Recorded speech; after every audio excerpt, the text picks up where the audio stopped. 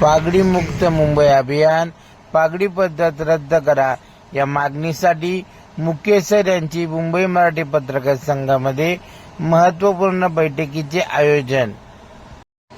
सरकारने याकडे लक्ष न दिल्यास लवकरच जोरदार असे आंदोलन करू, असे मुकेसर यांनी पत्रकार परिषदेमध्ये केले आवाहन।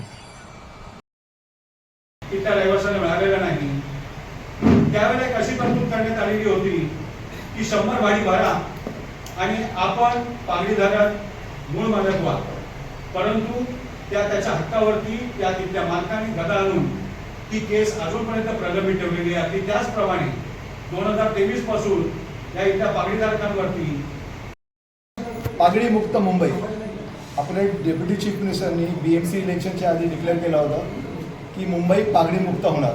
आमचा प्रश्न आज आहे की पागडी मुक्त मुंबई नक्की कधी होणार।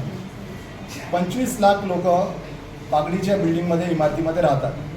30,000 बिल्डिंग्स आहेत। रोज ही बिल्डिंग्स डायलेपेटेड होऊन जुनी होऊन आता पडत आहेत। तुम्ही प्रत्येक पावसाळ्यामध्ये बघा किती लोक मेली, आताही तुम्ही काल घाटकोपरमध्ये बघितलं असेल। तर विषय असा आहे की 40 वर्षापासून आपण ऐकतोय की पागडी मुक्त मुंबई होणार, पागडी बिल्डिंगचं रिडेव्हलपमेंट होणार, पण प्रत्येक वेळी हा मालक वर्ग कोर्टमध्ये जाऊन मसल पॉवर यूज करून हा रिडेव्हलपमेंट थांबवतोय। प्रश्न मुळात आज असा आहे की जर रिडेव्हलपमेंट झाला नाही तर ही बिल्डिंग उद्या पडणारच। आपल्याकडे दोनच पर्याय आहेत, एकतर बिल्डिंग रिडेव्हलप होणार नाहीतर बिल्डिंग कोसळून लोक मरणार। आता गव्हर्नमेंट ठरवावं काय करायचं आहे, कारण हा कोर्ट केसेस तर कधी संपणार नाही आहे।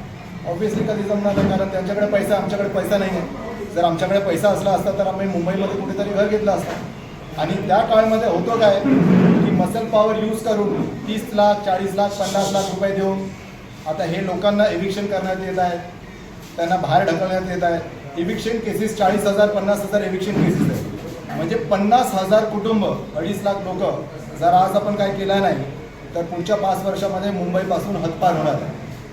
जर एकदा मराठी माणूस मुंबईकर मुंबई बाहेर गेला, फेकला गेला तर तो परत कधी येणार नाही। इकडे फक्त एक्झिट आहे, इकडे एंट्री नाही आहे। म्हणून पागडी मुक्त मुंबई फक्त हा एक पर्याय आहे। जसं जमीनदारी सिस्टम गव्हर्नमेंटनी संपवली होती, पागडी सिस्टम संपली पाहिजे। पागडी धारकांना मालकी हक्क भेटला पाहिजे। आणि लँडलॉर्डचं जे काय तुम्ही तर लँडलॉर्डला सोडणार नाही आहे। लँडलॉर्डला जे काय तुम्ही याचा 15% 25% आहे तुम्ही ठरवा ना, त्यांना देऊन टाका आणि मालकी हक्क द्या। मालकी हक्क भेटला तर 25 लाख लोक आज मुंबई शहरामध्येच राहणार, नाहीतर हा मुंबई शहर खाली होणार। अजून कोण येणार आहे तुम्हाला माहीत आहे, कोण येणार आहे? जर आपण बाहेर गेलो तर कोण येणार आहे तुम्हाला माहीत आहे, प्रशासनाला व्यवस्थित माहिती आहे। या संदर्भात तुम्ही एकनाथ शिंदेना भेटला होता तर काय साहेब, आता आमचा प्रयत्न चालू आहे। आम्ही डायरेक्ट लेटर आता शिंदे साहेब, चीफ मिनिस्टर साहेब, ऑपोजिशन लीडरला पण देणार, प्राईम मिनिस्टरला पण देणार आणि प्रेसिडेंटला पण देणार, कारण हा इश्यू खूप मोठा आहे। 25 लाख लोकांचा इश्यू आहे, लोकांना कळत नाही आहे, कारण लोक घाबरत आहेत। आता जर तुम्ही आंदोलन केला तर मालक वर्ग एविक्शन लेटर देतो, एविक्शनला लोक घाबरतात म्हणून रस्त्यावर उतरत नाही आहे। पण तुम्ही 1 वर्षामध्ये बघा, आमचा आता सदस्य अभियान सुरू होतोय 15 ऑगस्टला। मुंबईमध्ये तुम्ही असा मोठा आंदोलन बघितलं नसेल, तुम्हाला मी नक्की आश्वासन जे विशेष करून रिडेव्हलपमेंट झालं किंवा काय त्यांचा असेल ते लढत आहेत। असं मी पण 2-3 संघटनांचा प्रेसिडेंट आहे, पण मला असं वाटतं की जोपर्यंत हा सिस्टम पागडी सिस्टम संपत नाही ना तोपर्यंत आपल्याला न्याय भेटणार नाही आहे। आपण काय करणार, ऑर्गनायझेशन काय करते, एक रूल आणणार, एक पागडी सिस्टमसाठी एक रूल आणणार। लँडलॉर्ड काय करणार, तो जाऊन कोर्टमध्ये चॅलेंज करणार, हायकोर्टमध्ये जाणार, त्यानंतर सुप्रीम कोर्टमध्ये जाणार, तो आपण खेळत बसणार। चॅप्टर 8 103 बचा कायदा एवढा सुंदर कायदा होता, 100 भाडे भरा आणि मालक व्हा। त्याचा काय झालं, 40 वर्ष कोर्टमध्ये प्रलंबित आहे। 79 आता काय झालं, कोर्टमध्ये प्रलंबित। नॉनसेन्ससाठी तर काही म्हणजे आहेच नाही, रूल्स रेग्युलेशनच नाही, 33(7) 39 काहीच नाही। म्हणजे हा सिस्टम संपणार कधी? एक तर पागडीची लोक संपणार, नाहीतर पागडी सिस्टम संपणार। म्हणून आम्ही हा लढा सुरू केला आहे, पागडी मुक्त मुंबई।